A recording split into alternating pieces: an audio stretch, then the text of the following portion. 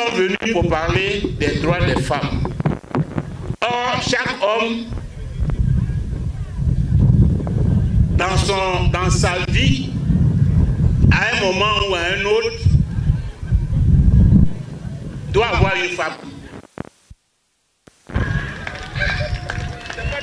C'est même un signe de maturité et un signe de responsabilité. Quand tu n'es pas encore mûr, tu ne cherches pas femme. En tout cas, pas pour la garder chez toi à la maison. Tu peux chercher dehors, mais tu ne cherches pas pour l'épouser. Parce que pour l'épouser, il faut d'abord que tu aies une maison. Et ça, c'est ça qui est normal.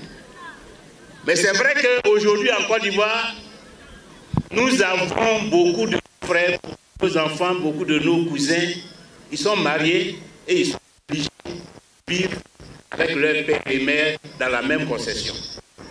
Mais c'est à cause de tout ça que nous sommes... Parce que ça, c'est pas normal. Mais si ce n'est pas normal et qu'on voit ce qui n'est pas normal, c'est que la politique n'est pas normale. C'est que la politique est tordue.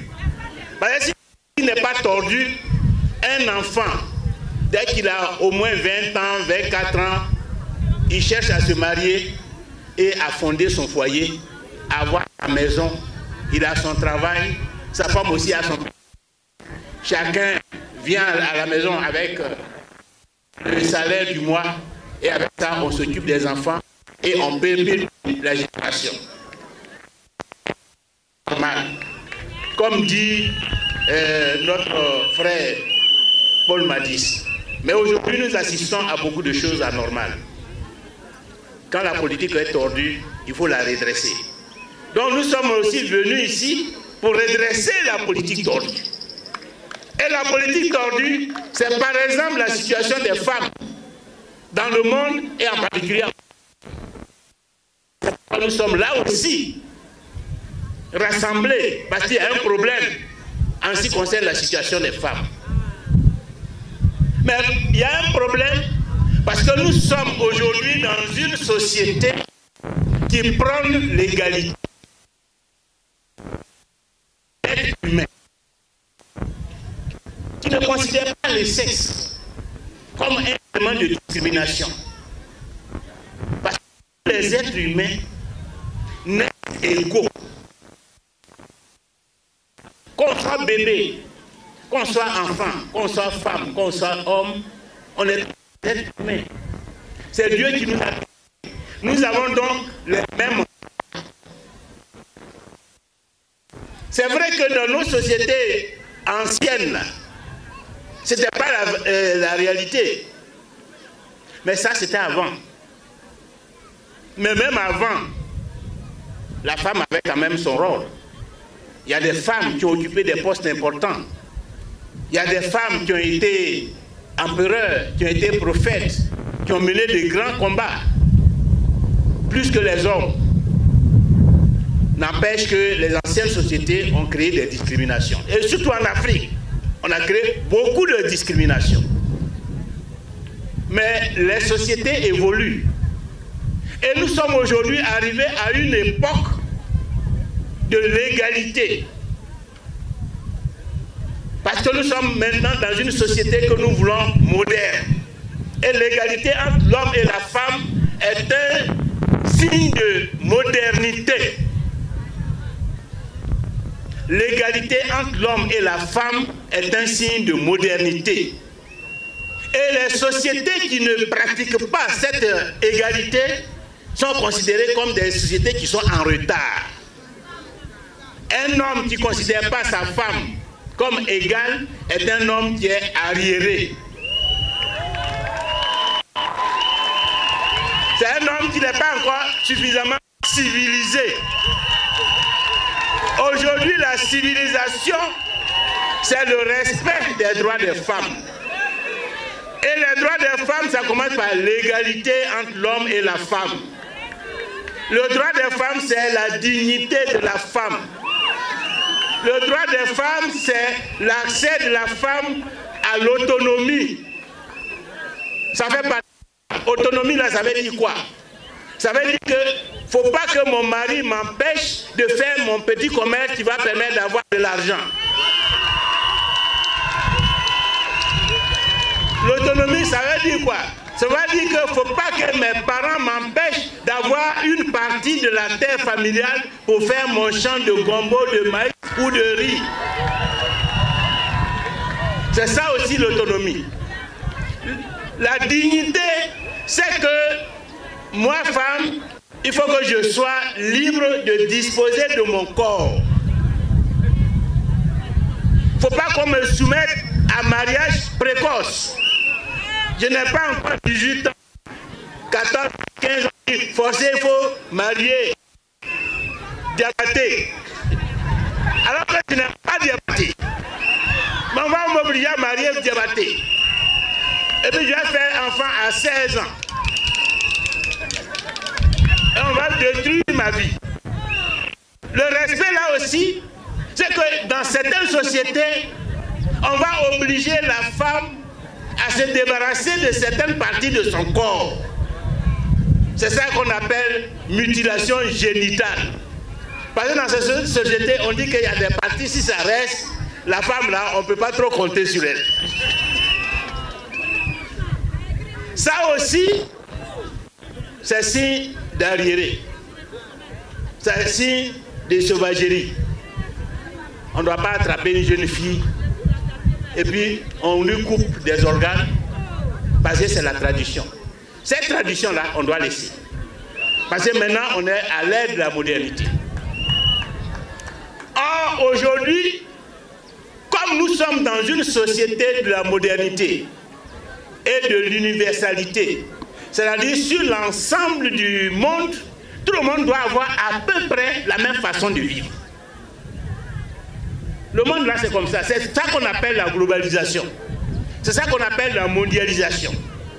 Donc, chaque peuple peut avoir quelques particularités, mais il y a des valeurs universelles. Il y a des façons de vivre, de se comporter, qui doivent être la même chose en Côte d'Ivoire, au Togo, en Belgique, en France, aux États-Unis, en Chine, partout. Il y a un certain nombre de valeurs qui doivent nous être communes. Et puis après, nous-mêmes, en tant qu'Africains, on apporte un peu pour nous. Les Chinois vont apporter un peu pour eux, chez eux. Les Européens vont apporter un peu pour eux, chez eux. Mais ce qu'ils vont apporter là, il ne faut pas que ce soit en contradiction avec les valeurs fondamentales qui constituent le soubassement. Parce que nous considérons que si le monde est organisé de cette façon, c'est comme ça qu'il peut y avoir la paix dans le monde. C'est comme ça qu'il peut y avoir la cohésion dans le monde. C'est comme ça qu'il peut y avoir l'entente dans le monde. Parce qu'on partage tous des valeurs communes de civilisation. Voilà le but de la Journée internationale des droits des femmes. Là où les femmes n'ont pas encore acquis tous leurs droits, organiser chaque année une journée pour rappeler à tout le monde que nous devons faire des efforts pour que les femmes aient leurs droits, pour que les femmes acquièrent les mêmes droits que les hommes, pour que les femmes accèdent à l'autonomie. Voilà la journée. En Côte d'Ivoire, cette année, le thème que le gouvernement a retenu, c'est de faire le bilan. Mais est-ce que le bilan là même, on a besoin de demander à quelqu'un? Le bilan là, ça y est devant nous. Il est nul. Nul. Les femmes sont toujours au même endroit. Aucun droit particulier. D'ailleurs, il n'y a même pas de politique pour les femmes.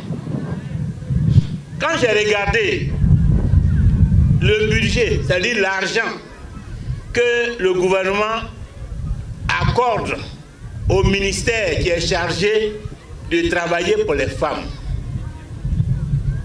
même s'il n'avait rien dit, même s'il n'avait pas créé le ministère, ce serait même mieux. Parce que quand tu ne veux pas faire quelque chose là, il ne faut pas commencer. Cette année, le budget de la Côte d'Ivoire, c'est 15 000 milliards. Le budget de la Côte d'Ivoire, c'est 15 000 milliards. Ce qu'eux, ils ont réservé pour s'occuper des femmes, c'est 27. Même pas 100, hein? 27 milliards sur 15 000 milliards. Est-ce qu'avec Avec 27 milliards sur 15 000 milliards, on peut apporter l'égalité aux femmes, la dignité aux femmes, du travail aux femmes. Mais c'est pour ça que cette année-là, nous devons tout faire pour que cela change. Cette année, il y a les élections. Et l'élection, là, c'est l'occasion de choisir une politique. L'élection, ce n'est pas seulement choisir un individu. Mais surtout, l'individu qui veut qu'on vote pour lui, là. Si on vote, il va faire quoi pour nous? Quelle est sa vision? Quel est son programme? C'est ça qui est important. Donc demain, quand vous allez être invité à aller voter, c'est important de voir l'individu. Hein. Physiquement, c'est bon. Parce que le physique, là aussi, c'est un message. Il y a des gens, quand tu les regardes, tu veux dire, ce type-là, c'est un fou type. De toute façon, il est là. C'est pas un bon type. De toute façon, ce regard est là. Ou bien c'est un gars méchant. Donc le physique renseigne. Mais il faut aller au-delà du physique. L'idée, la vision, la personnalité, les valeurs qu'il met en avant. Est-ce qu'il aime l'homme? Est-ce qu'il s'intéresse aux gens? Est-ce qu'il a envie de faire quelque chose pour la société? C'est surtout ça qui est important. Surtout ça qui est important. Or, pour les femmes de Côte d'Ivoire, il y a nécessité qu'on change de politique. Parce que ceux qui sont là n'ont rien fait pour les femmes et ne feront rien pour les femmes. Parce que leur politique, ce n'est pas pour les hommes. Leur politique, c'est pour les choses. Au détriment même des hommes. Pour eux, les choses sont plus importantes que les hommes. Et les choses là, c'est quoi? C'est les ponts, les goudrons, les maisons, les usines. Et même quand ils font pont, ils font goudron, ils font maison, s'il y a quelqu'un, il le chasse. Il l'écrase. Pour faire pont là, pour que c'est ça qui est bien pour lui. Ce n'est pas les hommes qui les intéressent, hein. C'est les choses au détriment des hommes. À telle enseigne qu'aujourd'hui, après 15 ans, ils sont restés 15 ans au pouvoir. Mais la cause des hommes a reculé. Les êtres humains ont reculé. Quand ils arrivaient, la Côte d'Ivoire, quand on fait le classement là, on était loin. Quand on fait le classement du bonheur dans le pays, on était 159e en Côte d'Ivoire, dans le monde. Mais aujourd'hui, 15 ans après, on est tombé à 166e. Et pourtant, ils sont contents. Ils disent, Ouattara a travaillé. C'est un grand bosseur. Mais il bosse pour qui? Il travaille pour qui? S'il travaillait pour nous, là, notre situation se serait améliorée. On serait passé de 159e rang, peut-être à 100e rang ou à 90e rang. Là, on allait comprendre qu'il travaille pour nous. Mais on te donne 15 ans. Et à 15 ans, est-ce que vous savez combien d'argent on lui a donné pour travailler? Près de 2000 milliards. Je n'ai pas dit 2 milliards. Hein. C'est même pas 2000 milliards. 200 000 milliards. 200 000 milliards. Depuis 15 ans, ils sont là. 2 000 milliards, là, ça vient d'où? Ça vient de nos poches. C'est ce qu'on appelle le budget. L'argent qu'on donne au gouvernement pour travailler. Tu es planteur de cacao. Quand tu vends ton cacao, on prend dessus pour mettre dans la caisse. Tu es commerçante. Quand tu vends ton poisson, on prend dessus pour mettre dans la caisse. Tu n'as pas fait jugement de ton enfant, casier judiciaire, timbre que tu achètes là, on met l'argent dans la caisse. Ceux qui travaillent dans les sociétés, on a un impôt qu'on appelle impôt sur revenu. C'est-à-dire ton salaire qu'on te paye là, on prend une partie, on va mettre dans la caisse. Tu as société, bénéfice que tu fais là, on prend dessus. C'est ce qu'on appelle impôt bénéfice sur l'investissement, on va mettre dans la caisse. Bénéfice sur le commerce, on va mettre dans la caisse. Et c'est ça qui fait que cette année, l'argent là, ça fait 15 000 milliards. Cette année seulement. 15 000 milliards. Sur les 15 ans là, ça fait près de 200 000 milliards. Parce que même quand nous on a cotisé là, si ce n'est pas suffisant, ça va prendre crédit. Dans les 200 000 milliards, il y a 30 000 milliards de crédit dedans. 200 000 milliards, est-ce que vous avez vu les traces de ces 200 000 milliards? Quelques ponts, quelques goudrons, ça fait 200 000 milliards. Et pourtant, la situation n'a pas évolué. L'école est gâtée. Il n'y a pas salle de classe pour les élèves. Il n'y a pas enseignant pour les élèves. On dit que nos enfants qui arrivent au CM2 là, ils sont parmi les plus nuls dans le monde. Beaucoup ne savent même pas écrire leur nom. À plus forte raison, calculer. Et pourtant, on a donné 200 000 milliards en 15 ans. Alors, un enfant, il arrive au CM2. En plus, il n'y a pas de classe pour aller au collège. Le gouvernement ne construit plus de collège. Si tu veux que ton enfant aille au collège, il faut aller payer collège privé. Est-ce que tout le monde a l'argent pour payer collège privé? Donc, l'enfant ne sait pas lire, il ne sait pas écrire, il ne sait pas calculer. Je n'ai pas l'argent pour le mettre au collège, il se retrouve dans la rue.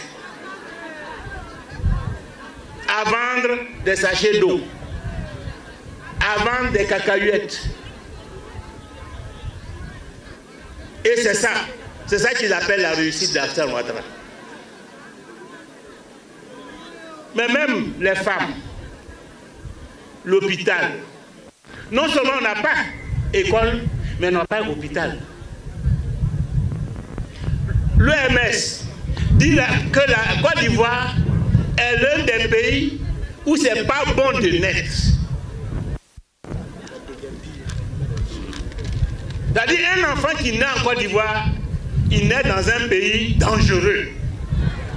Parce qu'il n'a pas beaucoup de chances de vivre. Le taux de mortalité des enfants qui naissent là, en Côte d'Ivoire, c'est l'un des plus élevés dans le monde. On est parmi les derniers. Il vaut mieux même naître au Burkina Faso ou bien au Mali que de naître en Côte d'Ivoire. Parce que là-bas, au moins, tu as plus de chances de vivre qu'en Côte d'Ivoire. Les femmes qui meurent en accouchant, nous sommes parmi les champions dans le monde. Parce qu'il n'y a pas de centre de santé. Il n'y a pas assez de maternité. Il n'y a pas assez de sages-femmes. Et quand même elles travaillent, leurs prestations laissent à désirer. Et l'emploi, c'est la même chose. On ne trouve pas de travail. Donc, on ne trouve pas d'argent. À telle enseigne que quand on parle des droits des femmes, il ne faut pas seulement regarder les femmes. Il faut parler des droits de tout le monde. Des droits des hommes, des droits de la famille. Parce que si mon mari a un travail, moi-même je peux rester à la maison pour m'occuper des enfants. Mais mon mari n'a pas de travail. Moi-même, je ne sais même pas comment faire pour avoir 200 000 francs, 500 000 francs pour faire un commerce. Donc si mon mari, le gouvernement s'occupe de lui pour qu'il ait un travail. Si mes enfants, le gouvernement fait en sorte qu'ils puissent aller jusqu'à l'université, avoir de bons diplômes et avoir un bon travail, on va vivre bien. Là où le père n'a pas l'argent, l'enfant va venir au secours de la famille. Mais les enfants aussi sont dans la rue. Le père est au chômage. Donc la maman est obligée de se lever à 3 h du matin pour aller au port de pêche. Ou bien pour aller chercher manioc. Ou bien pour aller chercher à checker quelque part. Tous les jours, 3 h du matin. 3 h du matin. Vous allez rester dans 3 h du matin là jusqu'à la fin de... Est-ce que si vous aussi, vous dormez jusqu'à 6 h du matin, pour vous lever, vous lavez, vous apprêtez là, est-ce que c'est pas bon? Ah mais si vous voulez ça, si vous ne voulez plus vous lever à 3 h du matin, il faut changer de politique. Il faut que la politique change. Et c'est pourquoi nous sommes là. Et c'est ça les droits des femmes. C'est ça la libération des femmes. C'est ça l'autonomisation des femmes. Et c'est pour ça que nous sommes là. Alors, nous, on a une politique. Pour que nous, on a une politique. Et notre politique, elle s'appuie sur le fait que c'est l'homme qui doit être au la politique. Actuellement, on peut considérer que la Côte d'Ivoire marche sur sa tête. Parce qu'un pays où on s'occupe plus des choses que des hommes est un pays qui marche sur sa tête. Un pays où on s'occupe plus des ponts que des travailleurs est un pays qui marche sur sa tête. Un pays où on s'occupe plus des déguerpissements que de donner travail aux jeunes est un pays qui marche sur sa tête. Un pays où on s'occupe des femmes, on les abandonne au profit d'autres choses est un pays qui marche sur sa tête. Et nous sommes venus pour remettre la Côte d'Ivoire sur ses pieds. Nous sommes venus pour remettre la Côte d'Ivoire sur ses pieds. Donc notre objectif stratégique, notre programme, c'est centré sur l'homme. L'homme, son bonheur. Les autres, c'est les accompagnements. Tout ce que nous allons faire dans le domaine politique, dans les institutions, c'est pour offrir un cadre qui va permettre au gouvernement de servir les hommes. Tout ce que nous allons faire dans le domaine de l'économie, c'est la même chose. Sa finalité, c'est donner les moyens pour aider les hommes. Les hommes seront au centre de notre politique. Et les hommes, c'est les femmes, c'est les enfants, c'est la famille, c'est les retraités, c'est les personnes en situation de handicap. Tout cela, c'est pour eux que nous allons travailler. Et nous allons travailler pour leur bonheur. Ceux qui ont besoin d'aller à l'école, comme les enfants, organiser le système éducatif pour qu'ils aillent le plus loin possible. Avec notre politique, un enfant ne va pas se retrouver dans la rue. Et puis on ne sait pas ce qu'il cherche, en train de se débrouiller. Le système sera organisé pour que l'enfant reste dans le système éducatif jusqu'à 16 ans. Tant que l'enfant n'a pas encore atteint 16 ans, il ne faut pas le renvoyer. S'il arrive au CM2 et puis il ne peut pas continuer dans l'enseignement général, on l'envoie dans un centre de formation professionnelle. Automatiquement. Automatiquement. Et là-bas, on lui apprend un métier. Si c'est pour être maçon, si c'est pour être mécanicien, si c'est pour être peintre, si c'est pour être agriculteur, si c'est pour être commerçant, être artisan, on lui apprend un métier. Et il y a des centres de formation qui sont là. Et dans ces centres de métiers, on ne va pas seulement former l'enfant et dire va-t'en. Non seulement on le forme, mais on l'aide à avoir un boulot. S'il veut s'installer à son propre compte, il y a un programme qui est là. Il rentre dedans. Le gouvernement va apporter un peu d'argent. Si c'est pour faire un maquis, quand il sort de la formation, il a les moyens pour ouvrir son maquis. Si c'est pour ouvrir un atelier de réparation auto, quand il sort, il a les moyens pour ouvrir son atelier. Si c'est pour faire un salon de coiffure, c'est la même chose. Si c'est pour faire un atelier de Internet, voilà comment nous allons faire. Parce que si on ne fait pas ça, la Côte d'Ivoire ne peut pas avancer.